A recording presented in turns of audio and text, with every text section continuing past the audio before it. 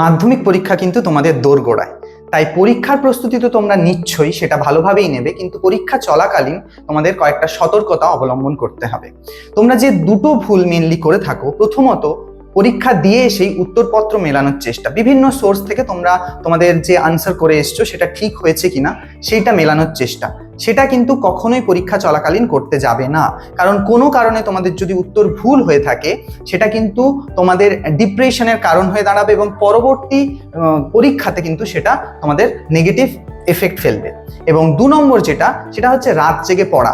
দেখো, পরীক্ষার আগে মিনিমাম 2 সপ্তাহ আগে তোমরা কিন্তু রাত জেগে পড়াটা বন্ধ করে দাও। তোমরা চেষ্টা করো সকালে উঠে সকাল থেকে পড়ার, কারণ পরীক্ষা চলাকালীন তোমরা যদি রাত জেগে পড়ো তখন কিন্তু পরীক্ষা হলে গিয়ে তোমাদের সেই একটা এনার্জি কম কম মনে হবে এবং পরীক্ষা হলে গিয়ে হয়তো ঘুম ঘুম ভাব হবে, তখন কিন্তু আলটিমেট পরীক্ষার ওপরেই নেগেটিভ এফেক্ট পড়বে। তো আমি জানি তোমরা খুবই বুদ্ধিমান এবং সাহসী এবং কঠোর পরিশ্রমী, সো তোমরা এই টিপসগুলো ফলো করে পরীক্ষা হল পর্যন্ত যাও এবং ভালো করে তোমরা পরীক্ষা দাও।